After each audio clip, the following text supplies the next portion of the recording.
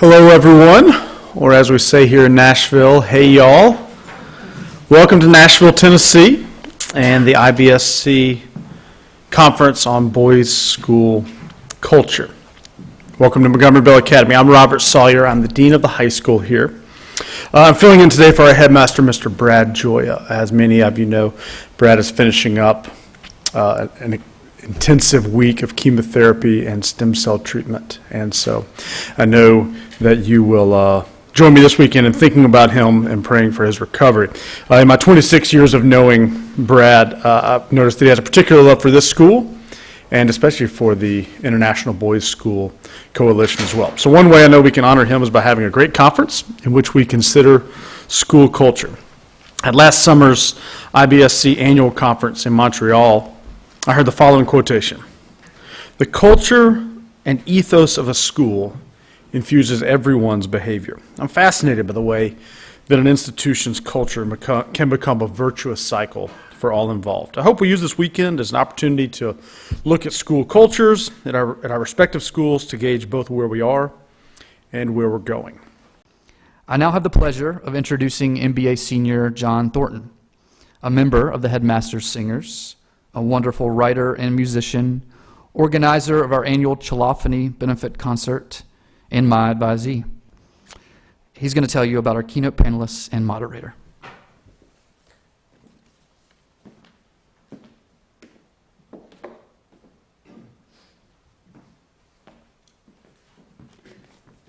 Good afternoon. It's my pleasure to introduce our keynote panel for today. The speakers will include Varina Buntin, Beth Harwell, and Pam Koban. Varina Buntin is a native Nashvilleian with a BA from Vanderbilt. She is a founding board member of the Memorial Foundation and has served on the board of Montgomery Bell Academy for 25 years. She is not only a member of the MBA board, but is also an honorary trustee of Harpeth Hall School. Beth Harwell served as Speaker of the House in the Tennessee House of Representatives from 2011 to 2018 and as a state representative from 1988 to 2018. Harwell has won many awards for her legislative work, achievements in the business world, involvement with the American Cancer Society, and work championing children's causes. She currently serves on several boards, including the Tennessee State Museum Foundation Board, International Women's Forum, and the Nashville Children's Theater. Pam Koban grew up in Memphis and attended Colorado Women's College before graduating from the University of Tennessee with a BA in psychology.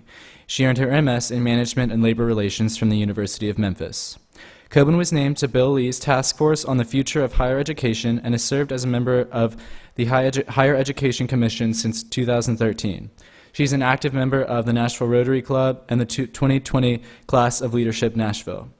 Our moderator today will be English teacher and Associate Dean Michael Kelly. Please join me in welcoming today's panel.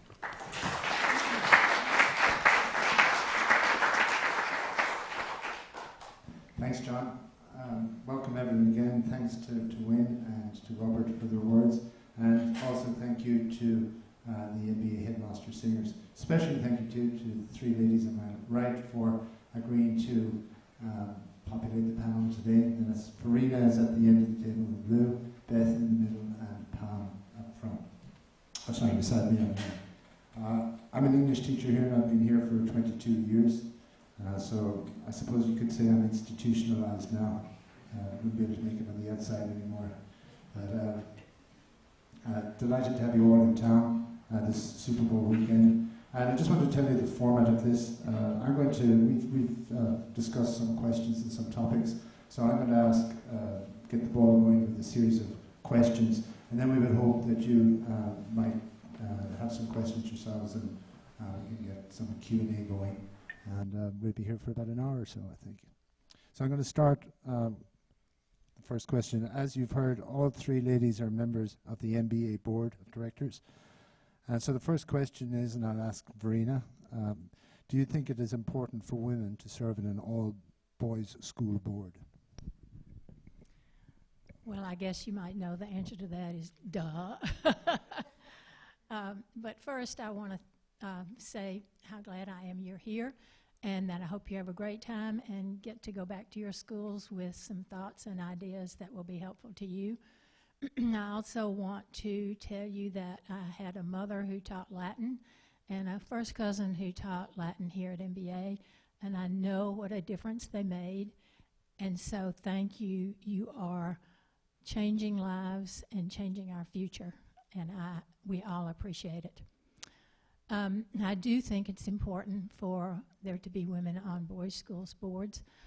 We all know that women have a different perspective and a little bit softer approach to things sometimes. I don't want to be too much of a generalist here, but it takes both. It takes a balance of the men's perspective and the women's perspective to get the best. And I know that when I was asked to come on this board, I was the first woman to come on the MBA board. And I cannot tell you how many mothers of current students and past students and women faculty members who came up to me and said, "We are so glad that you're on this board." And then they kind of muttered, "It's about time." But I've noticed in my time on the board that men really like statistics.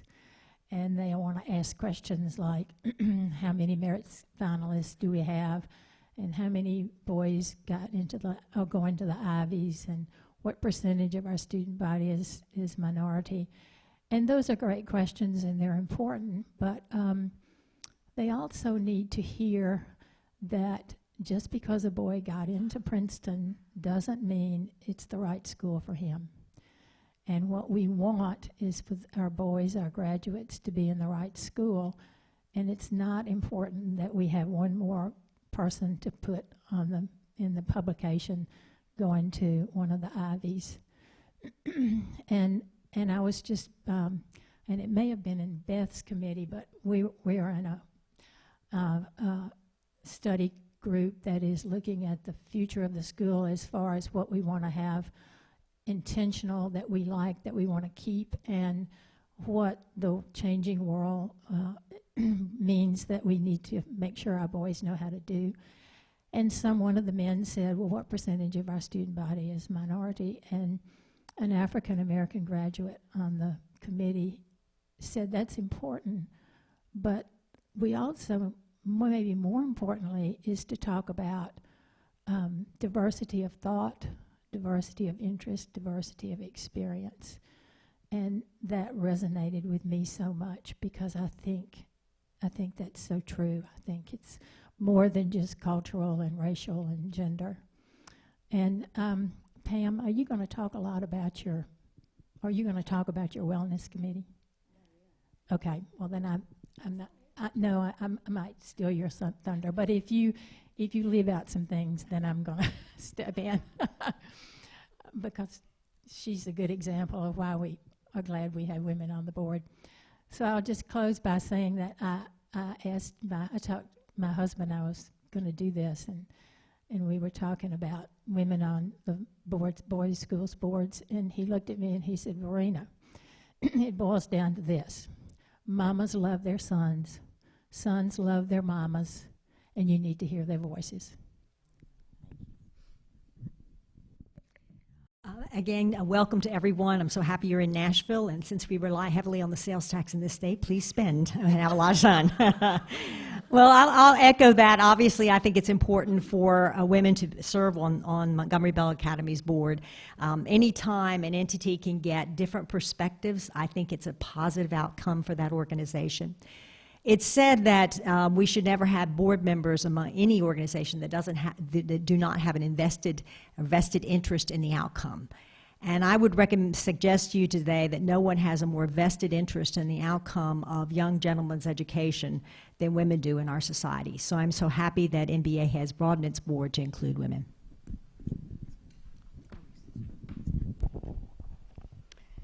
Thank you for your comments, and thank you all for being here. I'm going to cut through some of the comments I was going to make and just bring this a little bit down to a more pragmatic level, and this is probably sounding like a man because I'm going to quote some statistics to you all. Sorry for me. But when I saw this question, first of all, I thought, it kind of amuses me that this question still pops up places. Should women really be CEOs? Should women be playing football? Should women be playing soccer? I don't know. So I just did a little bit of research, and I looked up the 25 best girls' independent schools in the country, and this is according to niche.com. I just looked up the top 25. I didn't go much deeper than that. Every single one of them has men on their boards. And I wonder why the reverse question is never asked. Why do we worry about having women? Why do we concern ourselves with having women on an all-boys school board? All three of us have lots of experience in education. Varina has served on independent school boards for so many years. She has been on search committees to find directors. Beth has a PhD, or an EDD, I should say. I seem to have, although I gave up a career 33 years ago, I have done nothing but revolve in education circles from higher education to preschool.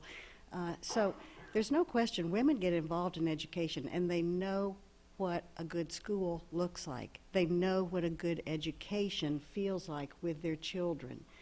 It's sort of ingrained. If you look at the corporate level, there are more women than men on these Fortune 500 firms. GM, in fact, they have a woman chairman. Bed Bath & Beyond, Viacom, CBS, there's a number of them. There are half women and men, an even division in Best Buy, Progressive, Williams-Sonoma, Ulta Beauty. And then on another, over 24 firms in the Fortune 500, there are more than 40% of their membership is comprised of women. So I think the question of should women be in any kind of a leadership role, in a governance role, is sort of, I think that one left the barn a long time ago. It's already here, it's happening, and I think every board is better if it has the most qualified, the deepest thinkers, the most creative problem solvers that are there. And if they are like the three of us, where they're not afraid to open their mouths and talk, then you've really got yourself a gift. And I would just have to ask you guys, you know that if you're my age, you know this song. It's a James Brown song called It's a Man's World. It's most recently been done by a British woman singing it for a cologne ad on TV. I mean, it's a great song, but the words are, it's a man's world. And I go, when I hear it, I think, no, it's not. They just think that it is, or society just thinks that it is. It is not a man's world. It's not a woman's world. We are the world together. We are our sons' schools. We are our daughters' schools. We are their parents. We are their mentors. And we do a good job when we do it together. Thanks. I agree with you, Pam, but the thing I think that, for me, and I may be wrong, that I agree that the world is changing and that many industry companies and many different areas of walks of life are improved when men and women work together. But in the context of an all-boys school, isn't it a teaching moment for the boys to see that women are as good as, if not better than, in different areas and walks of life, and that it's not so much a chauvinist comment, but more of a comment to sort of say, let's show these boys that women are just as capable as men. But I would do it quietly. You know, all you have to do is just perform. Just do it right, and do it calmly, and do it quietly, and you don't have to screech it, because they're smart, they see. Yeah, you're right. It's they can see that model. One other thing, all three, Varina, Beth, and Pam, had children at the school. And I was just going to ask a supplementary question, that sometimes did you find yourselves wearing two different hats and seeing things from a different angle and acting accordingly? And the same question would go if there were three men up here, that if they were fathers and board members, that was there a time of... Before I incriminate myself or my son, let me make sure what you're asking. We saw things from maybe a parent's perspective as well as a board member. It's fair to say appearance. Yeah, yes. Oh, yes. all three of my children and I were very close. From the time they were tiny, I've spent a lot of time every day just talking with them, talking to them about everything, because everything in a child's life is a learning experience, a teachable moment. And so they grew up into teenagers who still talked to me. And, okay, my son's 34 years old, so I can tell this story now. My son was the one who would come to me on Friday before the football game. He played football, and 6'3", and he would look down at me and say, "Mom, Mr. and Mrs. Kelly are out of town tonight, so the party will be at their house." And so my school side of me would say, "No way are you going to this party. I know what's going to be going on there." And my mother's side of me would be going, "I'm terrified for you to go to this party." But my mother's brain was saying, if I say, "You may not go to this party. You are coming straight home. When you're done with the football game, you just follow Dad and me home." The next weekend, when Mr. and Mrs. Smith went out of town and their party was at their house, he was not going to be telling me. And so, yes, I was very torn as a part of the fabric of the school, and yet as a mother trying to raise a son and guide him. And, you find yourself saying things you never thought you'd ever say, like, "Okay, you can go. I expect you to behave, to not drink. Park your car down the street so if the party gets raided, you can get out fast." I mean, insane things that you don't want to hear yourself saying. But in fact, when your child puts that much trust in you and they confide in you, you know that all your mother friends, their sons are telling them a lie or not telling them anything. You're grateful for that. It's a moment that you have a little bit of control over your sons growing up successfully, but it's a very, very difficult position. And I know that a lot of other mothers would have handled it differently. That just worked for me. I could relate to that question a little bit because I've began to serve on the board when my boys were in school here. So it wasn't like I was one of the other gentlemen sitting around the board table reminiscing about the good old days when they were in school here. I actually had boys in school. I was sitting on those boards making the decisions, and I can remember as a board member, I think, oh, it's just wonderful. We have high standards, and we're living up to those, and we're not letting down our standards, that Latin is required. Until, of course, my oldest son hated Latin. Sorry about that. And it was every year, are we going to be in summer school for Latin? And I can answer yes, we were in summer school for Latin for 2 summers. And my question is, what is it going to take to get this kid out of Latin so we can have a summer vacation again, right? And so you see things a little bit just different perspective when you're a mother and a board member. The other thing I will say is that for my youngest son, who was more academically oriented, my oldest son was more geared toward athletics and was co-captain of the lacrosse team, was really into that. And then my other son came along and was more academically oriented. He was tall and very thin, and it took a while for him to kind of get acclimated to the athletics. And so when the headmaster, who I truly respect, said about the new facility, the new wellness facility, we're going to try to make sure that we have a workout center where even the boys that are not the super athletes will feel comfortable going into that workout facility and working out. So they're not in competition or gauging themselves among other boys. As a mother, I sat there and I thought, yes, thank you for having the heart and seeing that. So I do think having mothers adds a perspective to being also a board member. Well, I was not a parent when I came on the board. My sons had already graduated. I have 2 grandsons here now. But I think the main thing that I feel about the 2 different hats is that I have found that so often what parents stress about, they don't have enough information.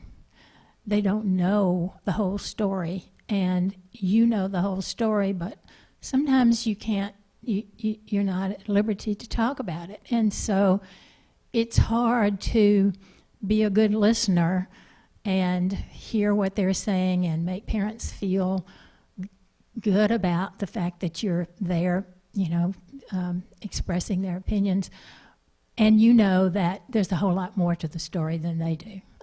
I found that hard. Thank you. Okay, the next question. Each of you, respectively, has had children and grandchildren here over the years, as you've just said.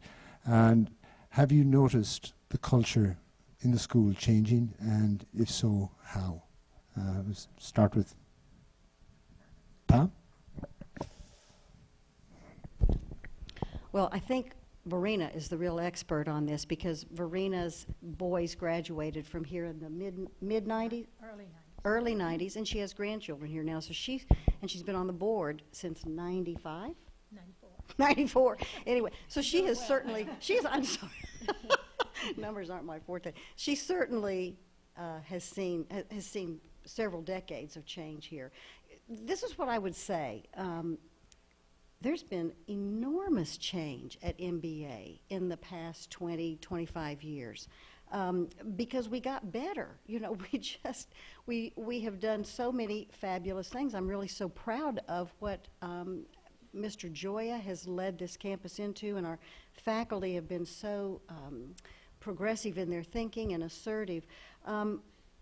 If you think about extracurriculars and what's happened in the music program, the arts, in theater, in technology, in our robotics club, in languages, besides the 5 years of Latin, we have 5 years of Chinese. Nobody thought we'd be doing that back in 1988, but our curriculum, our academics have changed drastically. We have so many exchange programs, and we have the Warner grants that send boys abroad in the summer to do deep dives on languages. And our student body today comes from 101 schools, 11 states, 2 countries, 58 zip codes.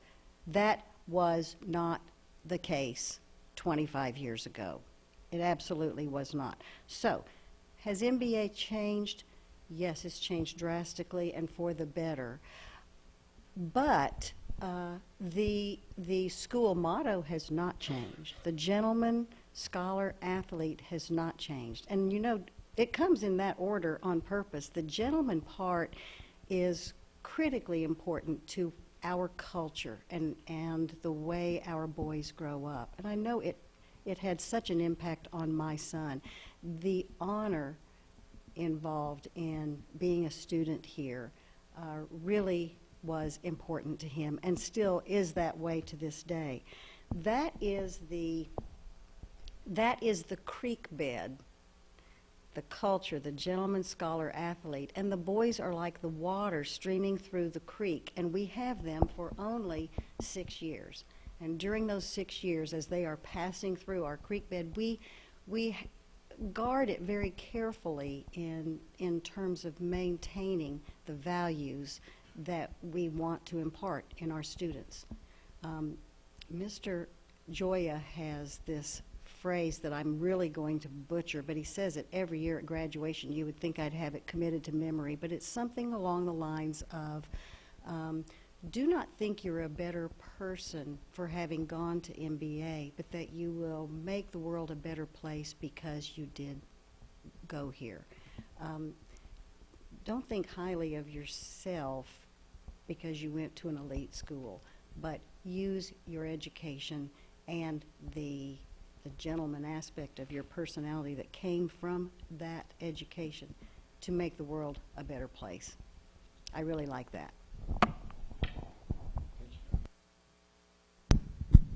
Well, there's no doubt that the tools of education have changed and are changing enormously even as we speak. Just this past week, I was guest lecturing at a college course, and I was up talking about the impeachment proceedings, and I referred back to Watergate, and I said, I believe it was 1974, and some young man spoke up real quickly. He said, yeah, I just Googled it. It was 1974. I mean, so these teachers, unlike when I taught at the college level, which were almost gods in front of the classroom speaking, now everything that a teacher says can be checked and verified automatically, and so I think that has changed. And I think the approach to our courses has changed somewhat, and certainly education is held to a very high standard of accountability, both the private and public sector, and so how we test for comprehension and understanding of the material that we teach has, I believe, altered significantly in this generation. But so certainly the hard skills are changing, but as Pam mentioned, the soft skills remain the same. And so the very fact that you have institutions that still value the concept of teaching character and interpersonal skills are just as necessary today, if not more so. And I do believe that they're more so when you look at the lack of civil discourse in our society as overall. I think it's so critical that we're teaching this generation of young men that live in a 24-hour news cycle where most of what they find out about the world is on blogs and social media. That this generation is being taught by someone that you need to dig deeper. You need to filter your sources and check for bias in the information that you have, that there's a level of discernment, that students are asked to take a deeper dive into subjects so that they, consider primary sources. And I definitely think my boys did acquire that at MBA, and it's one of the things I think I value most in this education. Thank you. Well, our boys, one graduated in 91 and one graduated in 93. And I knew the class of 95 because I had a daughter that was the same age. So things have changed a whole lot. And things have not changed at all. And I just have to start off with the 5 things that I think have not changed about MBA. And they are the gentleman scholar athlete, which is the bedrock of everything that we do. It's the expectation of excellence, not just in the classroom, but in every endeavor that the boys do. It is the camaraderie of the brotherhood. It's the sense when they graduate that they've survived boot camp, all of them together, and that everybody that's gone before them has done the same thing, and they've got that fellowship to be part of. I think that's huge. We've always had a caring, engaged faculty, and we've always had the honor system that you were talking about. But I have to give you a little bit of background so you'll understand what I'm going to say about the changes, what was going on in the 90s.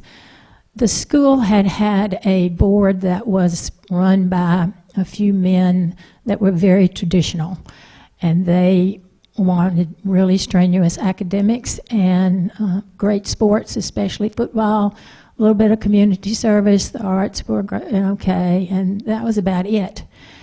And so we had a change in the board leadership, and then in 1988 we got a new headmaster who was a Renaissance man.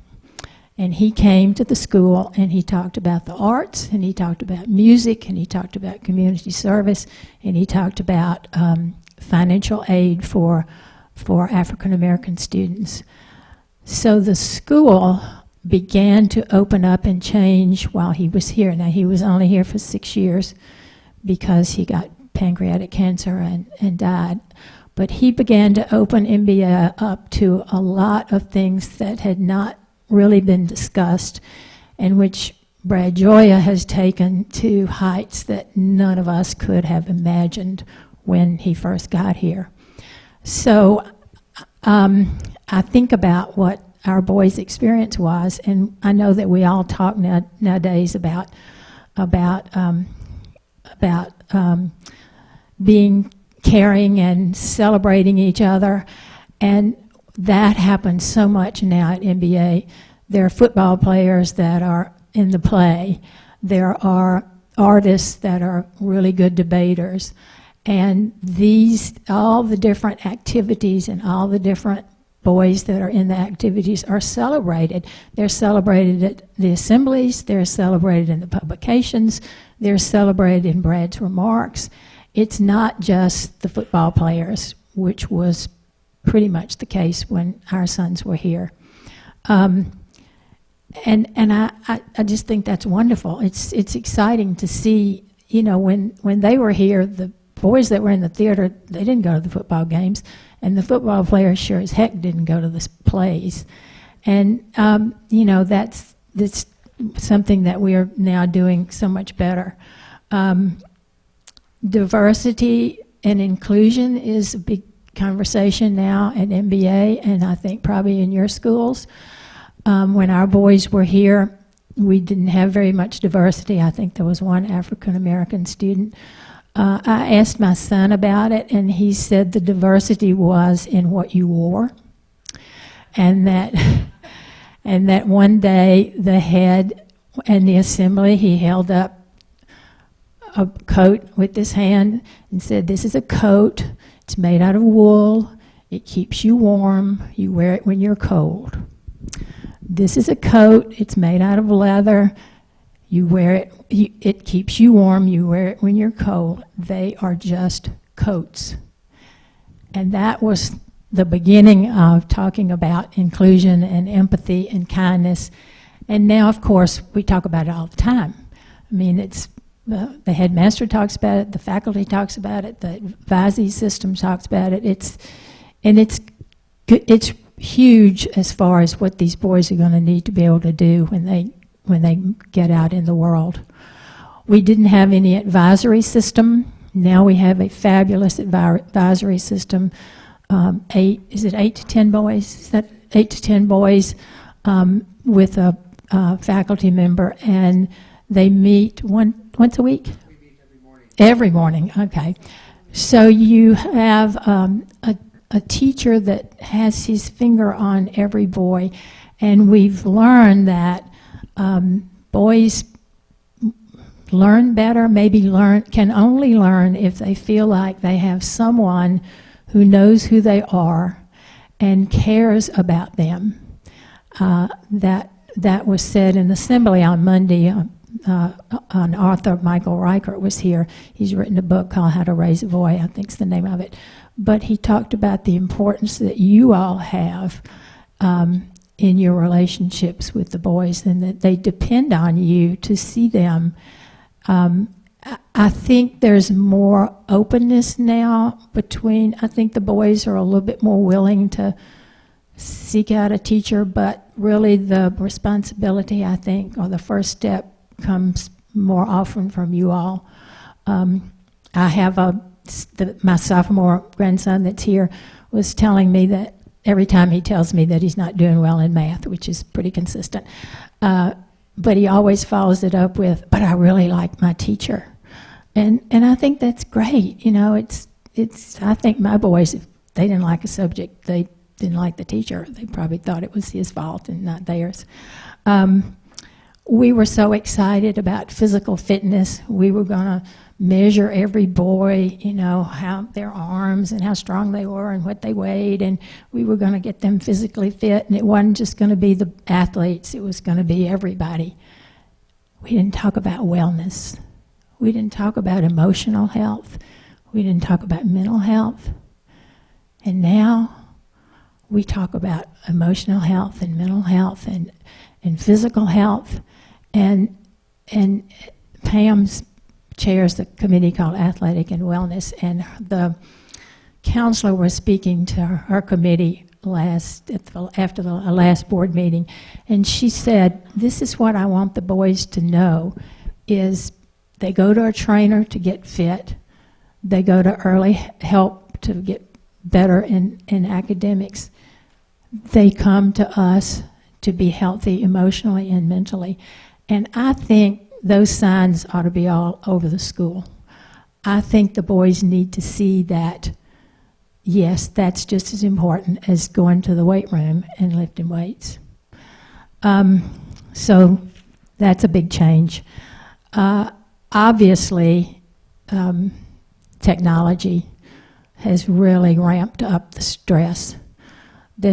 Brad tells us that there's stress in the boys, stress in the parents, stress in the faculty. And again, we learned from the counselors in wellness that it means that the boys are feeling lonely. And, that's scary, that lonely, and now we begin to talk about suicide. There wasn't stress like that back when our kids were in school, unless you wanted to be valedictorian or salutatorian and then you stressed over your academics. But it's just so different now. It's much, much scarier. And I'm going to quit talking because I'm talking so much, but the last thing I'm going to say is, I think back then, I do have two things I want to say. First thing I want to say is, this is kind of talking about women.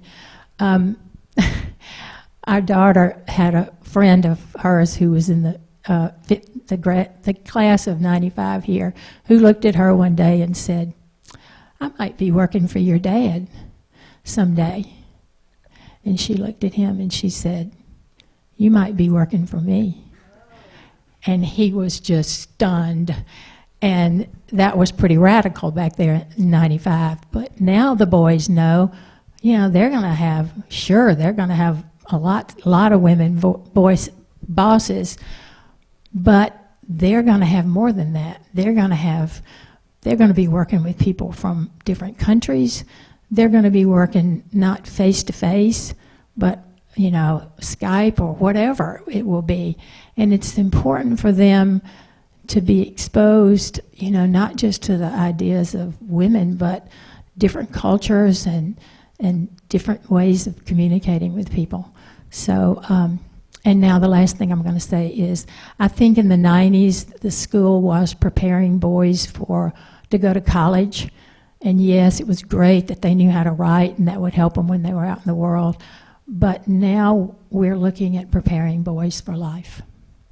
Thank you. Those are great observations from the three of you. Thank you. And in preparing for this conference, I was speaking to my colleague Robert Sawyer, and we were trying to think about topics and trying to come up with our own definition of, what is the culture of a boys' school. And one of the things Varina mentioned there is that I think an essential part of the culture of a boys' school, and this Robert articulated this, is the relationship between the boys and the teachers. That this culture breeds on the relationship between the boy and the teacher, and then that helps develop that culture, and that culture is changing all the time. So the culture is dynamic, I think. And I was talking to Varina on the way in, and we talked about what is the culture going to be like in the future. And in a way, Varina said the future was yesterday, that culture has changed again. The speed of the technology, we were talking about that, and social media, and that we're just trying to keep up. And so the constants are the relationship, I think, between the boy and his teacher. And all three of you refer to it, the school motto, gentleman, scholar, and athlete. As the world changes, we have the conversation amongst ourselves as teachers as well. What is a gentleman in the 21st century? Has that notion changed? I think there are some core values associated with a gentleman, mostly decency and gentleness and courage. But we have to asking ourselves that question, what is a gentleman? I think, because that will help us with the culture of the boys' school. So, another question, I'm moving on. With your experience as MBA moms and board members, how would you define the culture of a boys' school, as that definition might pertain to MBA? So we start again with Pam, if you don't mind. I love this question. You all know that. I think it's Nathan Hale who said, I have but one life. I regret that I have but one life to give for my country. I always said, I regret that I have only one son to give to MBA. I really did, because MBA helped my husband and me raise our son. We were always on the same page with the school. Our son is fabulous. He's wonderful.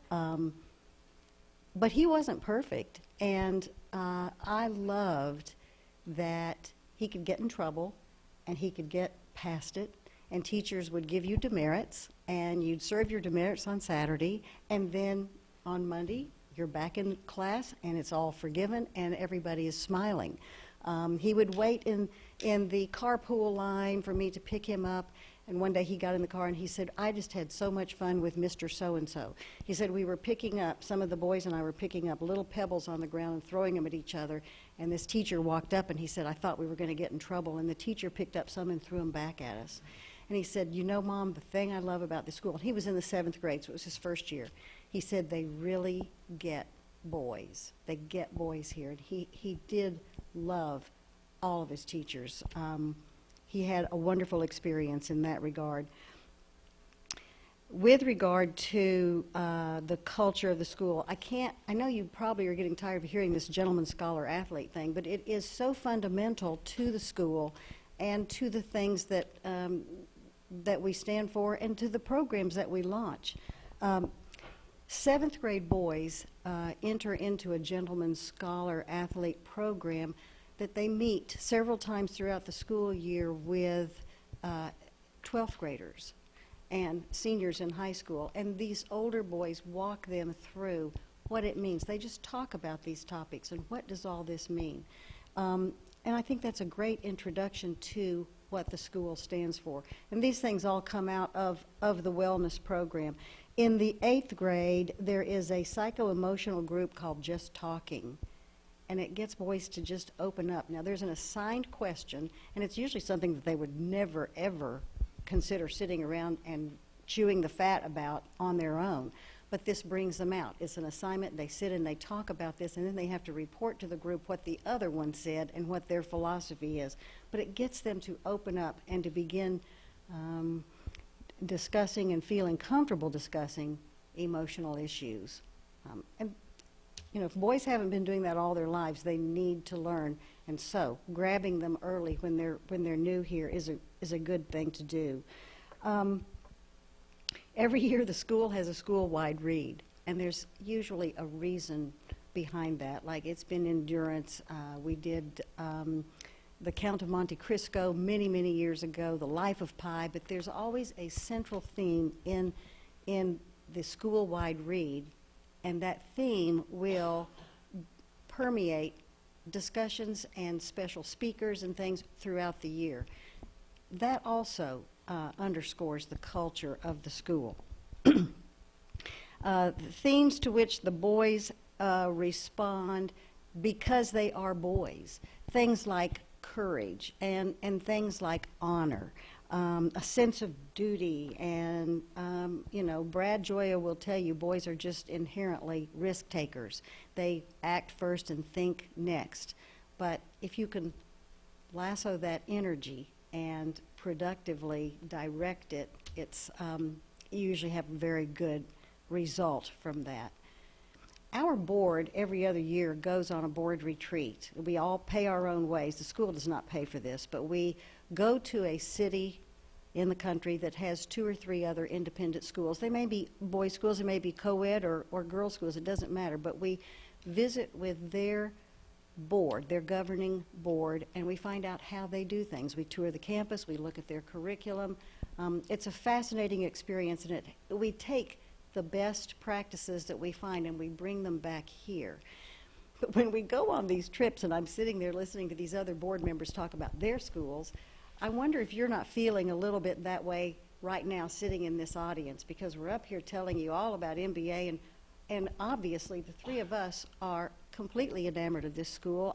I can't imagine sending my son any place else. I'm so fortunate, I'm so lucky, I'm so thankful that my son was accepted, that we got in, and that he had 6 fabulous years here.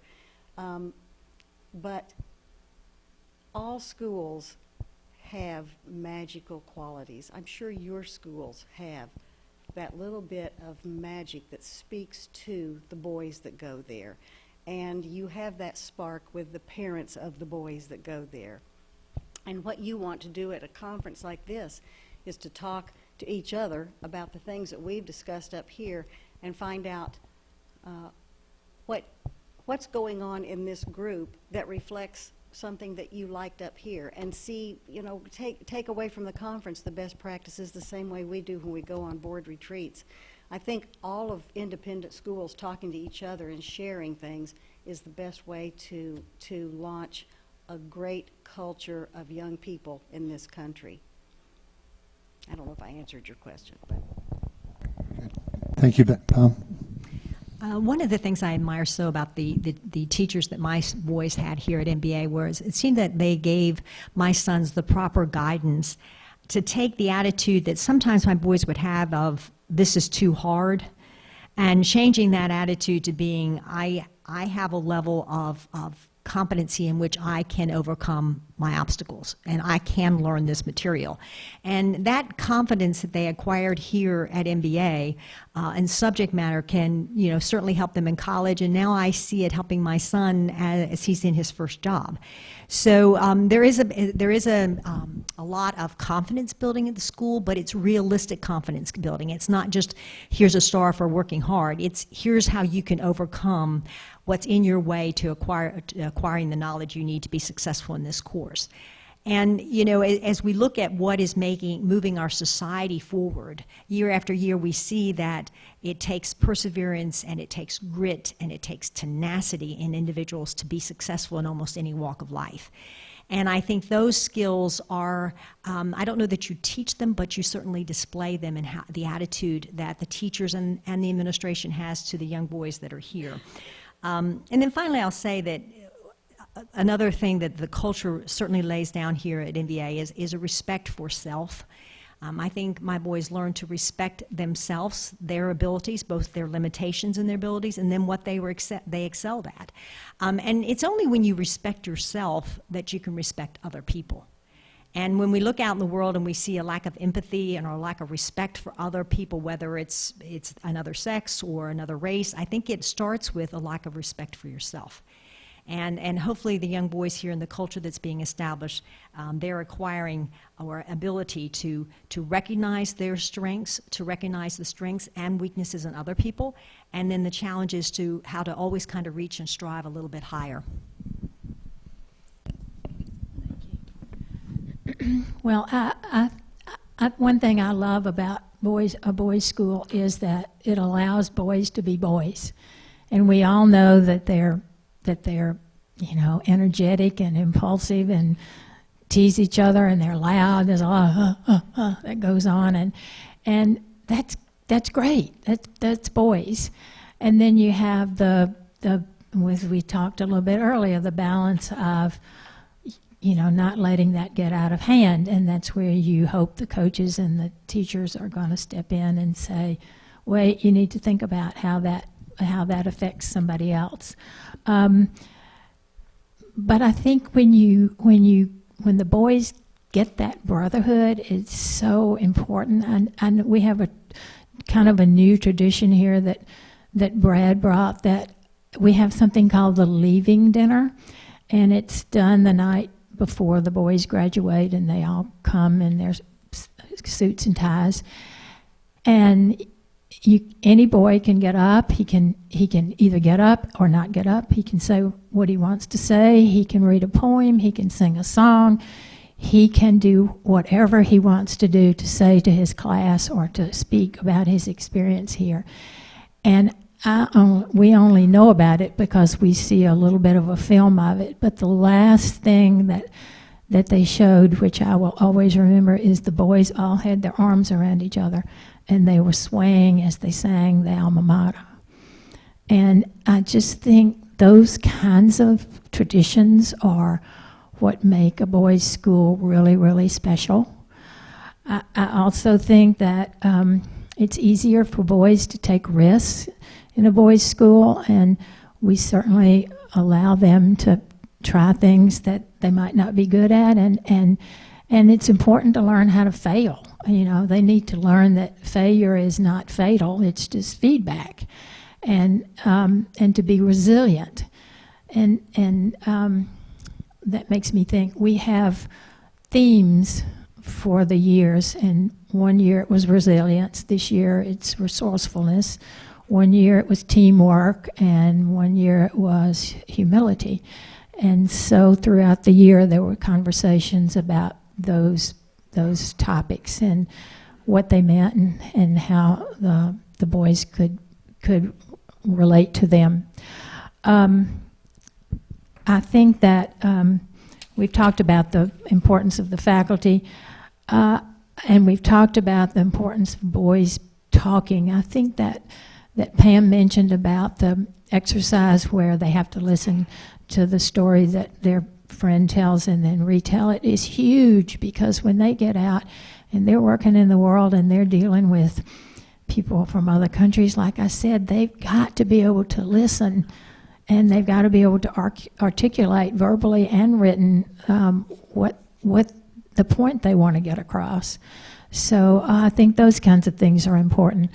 I think it's great that we encourage boys to be creative and to solve problems, because they're going to need that. And with the changing technology so fast, if you're not creative, it's going to be hard to keep up. And balance, we talk a lot about balance at MBA, balance in the school and balance of each boy, the importance of learning about a lot of different things, art and music and community service, all the things that you all have, but the balance of that. I think, let's see, there are a couple more things I wanted to say. We've touched on a lot of them. I guess that two things that I don't have the answer for, but I think we should be talking about it, is that I read somewhere that these kids are digital natives. They have never known anything but technology. And that makes them a different kind of a student from the ones that you've had in the past. And I don't know what you do about that. I know it's brought problems, it's brought the stress that we've talked about. And the other thing that Michael Reichert mentioned the other day, and I don't know what the answer to this is either, is that a lot of what's going on is the changing male identity. And it's really changed a whole lot. Yeah, you all have touched on it, but it's changed so much. And I don't know, maybe you know, I hope you do know what it means, because I think the boys are struggling to figure that out. I think it's just that they need to be authentic in who they are, but they also need to know what's the male identity, what's the male role. Thank you. They're great observations as well. And we talked just earlier about that changing identity of the male. I don't know so much if it's changing. The male, I think, was always sort of the same, but we're giving them the chance, or hope we were giving them the chance to become more authentic versions of themselves. And the advisory system, which Varina touched on earlier, just to explain, it's a group of 8 to 10 boys in the high school, at least, that are a mix of 9th, 10th, 11th and 12th grade. So there are various voices, loud and soft, in the room, and different ideas, and there are different stages in their development. And so it's quite dynamic, and it's a great place for us to have those teaching moments that sometimes you mightn't have in a busy classroom. But that's not to say we don't have those in the classroom either. I don't want to be frivolous either and say that we talked about the great thing about a boys' school, but for me the greatest thing is the boys themselves. You know, it's a boys' school, and it's great to work with the boys, to see them develop, to see the chemistry between them, and to watch them grow and leave here, and then the next group to come in. It has been fabulous to get old in a place like this. So there were my questions. And I was just wondering if anyone now in the audience would like to make a contribution, an observation, or ask a question of the ladies. Rick at the back. Could you speak to the difference in the governance of a girls' school versus a boys' school, and whether there were, in particular, Speaker Harwell, I think I heard that you were on the board or the trustees at Harpeth Hall. I believe that was. Oh, I'm sorry, Ms. Buntin. I'm very sorry. But would you? So your experience from in governance there, and are there insights from that governance that you would like to incorporate into the boys' school world? Here.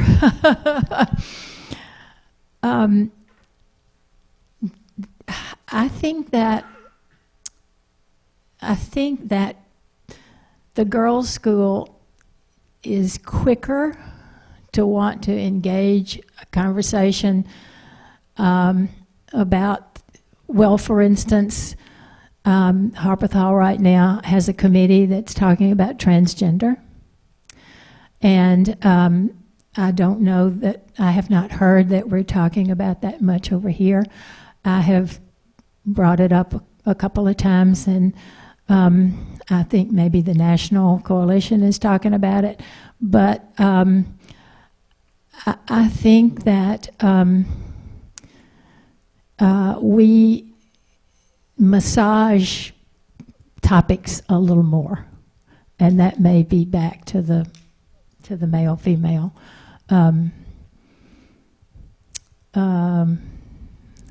The men are much more emotional about this school than the women are about Harpeth Hall, and I know that is a shock, but when I first came on the board, I was amazed at the number of times that the board members would get emotional talking about their experiences here. Those are the things that come off the top of my head.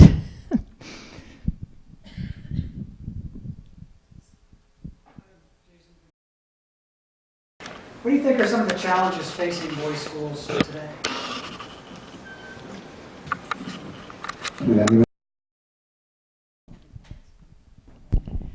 I think this is a problem facing all schools. Raising children in context. I used to really struggle with ours because I would want to use the rules that I was raised by, but they really don't apply. And Varina alluded to the fact that things are changing so quickly, and for both boys and girls. But the challenge of having the right answer for a young person in this day, in this time, when you did not grow up in this day and this time. Varina brought up the role of boys, and Beth and I were talking about this before we all came in and sat down. You know, we did that whole thing of trying to help girls understand and be leaders in this world, and it was bring your daughter to work day, but we sort of left the boys at home. And we didn't bring them along because we were all concentrating on the girls. But the boys need that arm around their shoulder. They need that soft guidance. They need examples. They need fathers that will talk. I mean, they can. I was so fortunate that my son and I always and continue to this day to have great dialogue often. But they need it from their father too. And I think some of the challenges for boys' schools are increased by the same reason we have anxiety today. We have anxiety because of social media and the information that's out there, and so much misinformation. And you know, there are articles in the paper regularly about how having all those boys in one school at the same time, and the testosterone level and the kind of bad behavior or poor philosophies that it fosters. I don't think that's true. I think that doesn't have to happen unless you take your foot off the pedal and you allow it to happen. Yeah, I'll follow up with that because it was a conversation that Pam and I had. I was speaking to my 20-year-old son, and I told him I was going to do this, and I said, well, you know, why is it important for there to be a boys' school? And that's what I have to speak on. So what do you think Mom ought to say? And so he was quiet for a while, and he thought about it, and his response was, it's a shame you're not talking to an all-girls school program. And I said, well, why is that? And he said, well, you could talk about it's important to teach girls to become leaders. And I said, well, wouldn't that also be true of boys? And he said, well, that doesn't make you sound progressive, Mom. I wouldn't say that. You know? So I do think that we've kind of have a little bit of reverse issues going on here, and I do think it's a challenge for all same-sex schools to justify their existence of why it is important to have a same-sex school in an age of equality, really. So I do think that's a challenge for all same-sex schools. I'm not sure that this is an answer to your question. This is maybe more about the boys than the schools as a whole, but again, we were talking earlier about the importance of having boys be willing to speak up when they see or hear something that they know isn't right isn't healthy, isn't kind, or whatever, and it's so, or to tell someone. And what we know is that it's hard for them to do that. And we can really only get to pretty good kindness and empathy is if that can happen.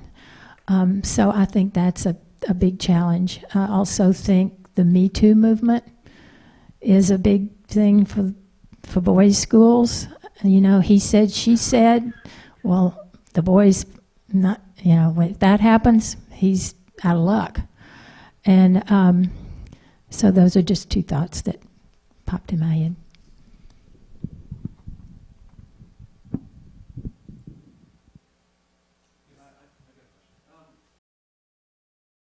As a board, you have the retreat every other year, and you visit other schools and meet with their board.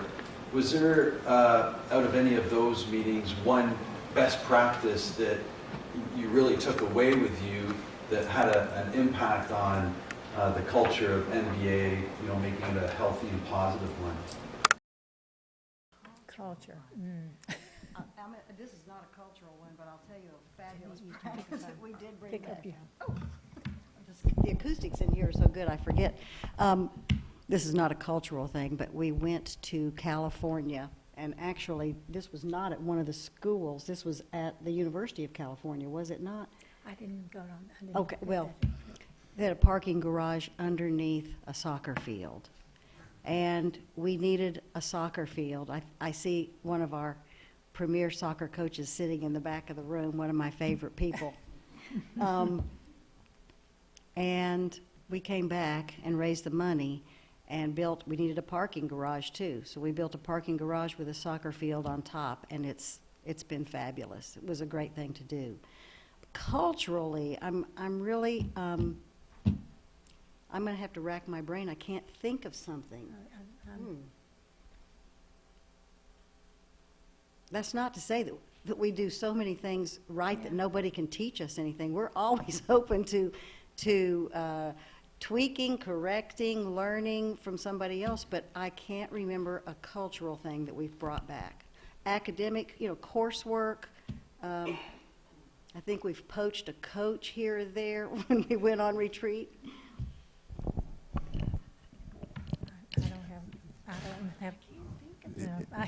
Would you think it's fair to say that a culture, going back to what my colleague said to me a couple of months ago, that the culture is something that happens in this environment, and it's very hard to borrow something from outside and try and attach it to our culture, because we make our own culture here, just as they do at MUS or just as they do at St. Mark's, and so very hard to export that.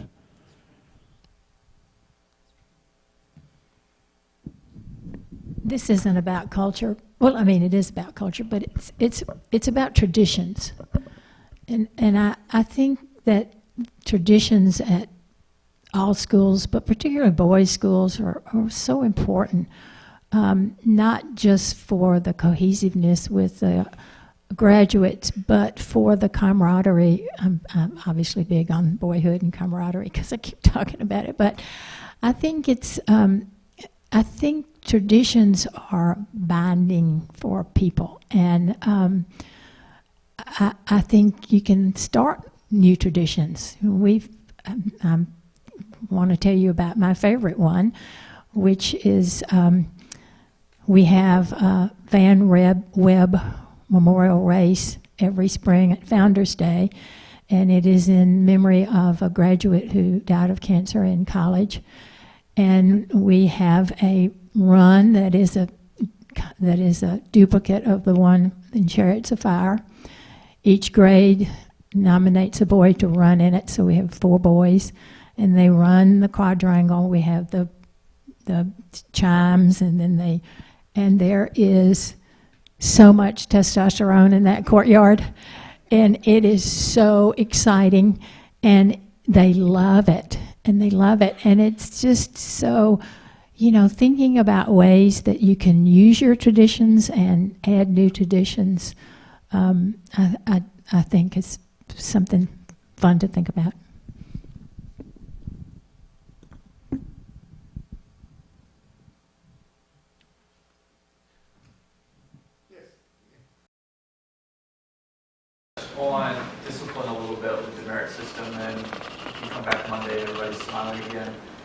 could one or more of you comment on the role of discipline in culture and how that works?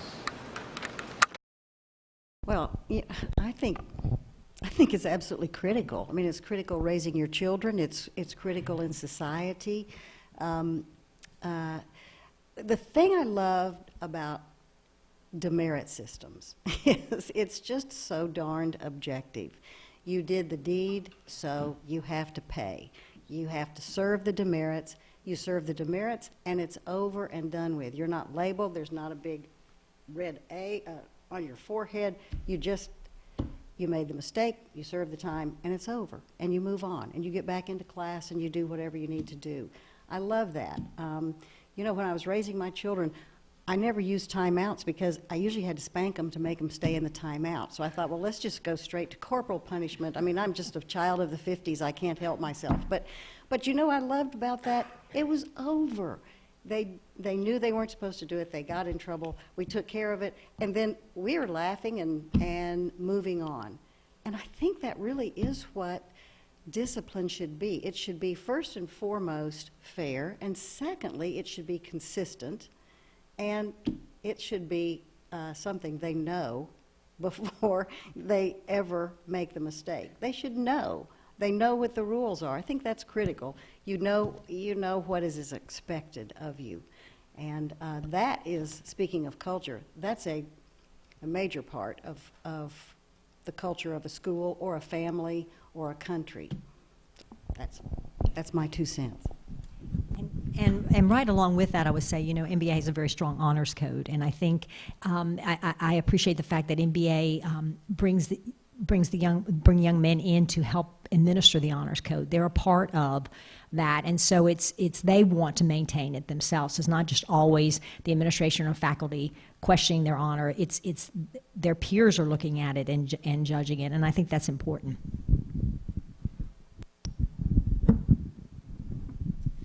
And I think we're very clear on what the rules are, so that, you know, they know when they have let their hair get too long or done something. And I think for all young people, rules are critical. And just to what Pam said there too, that the demerit system is objective and consistent, that the boys accept it and they move on, and it actually serves to be a teaching moment and to serve as a moment where you can continue to develop the relationship with the boy and help motivate him or change his behavior or have that conversation. He's going to come to the table and know he's going to be punished, and then we'll get that out of the way, and then we're going to try and move on, develop profit from it. Oh, that just made me think of something. Some faculty member told me that sometimes at demerit hall or after demerit hall, they will have a really great conversation with a boy. They're in a situation that's a little bit different, and nobody's hurrying off, or maybe, but that it has afforded opportunities for closeness. And I do think that rules create security for children. I think children, even 18-year-old children, need the security of knowing always what's expected, and that when you fall short, there will be consequences. I think that's what makes society work and move forward, too. Michael Reichert talked about that too, that boys need to have limits, that they need to know that there are limits, and you know, if they break those limits, that they will be punished, and then let's have a conversation about how you don't break those limits again.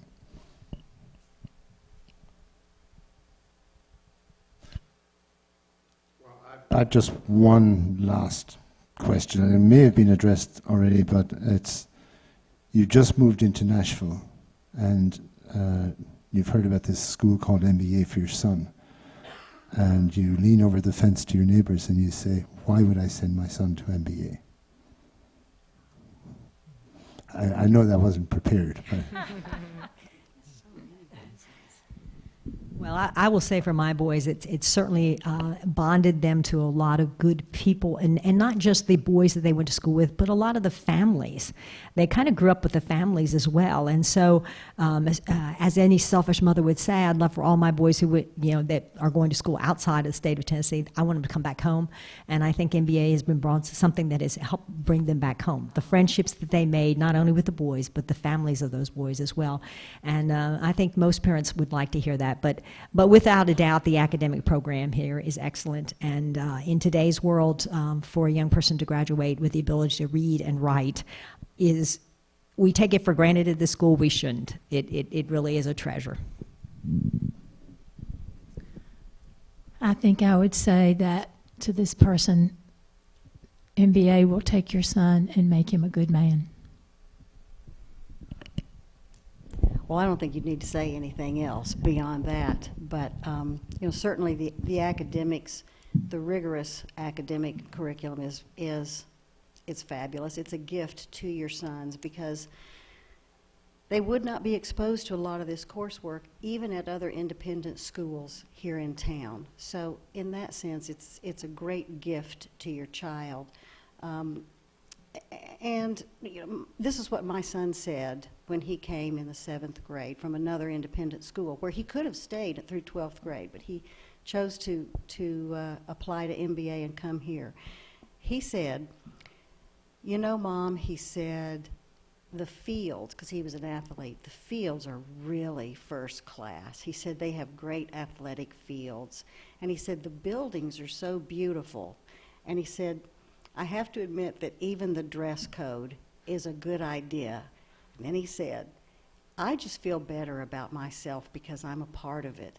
And I'm in the car driving going, yes, I thought, when I told you a few minutes ago, MBA helped me raise my son. We were always on the same page. It's a present to parents when they know that they can be that much one-on-one with the school that's training and molding their son. That's what I would say. Well, thank you very much, Varina, Beth, and Pam, for those observations and for your obvious love of the school and for your insights from behind the scenes on the board. I'm going to hand it back to Wynne, I think, now, who is going to tell you what we're doing next.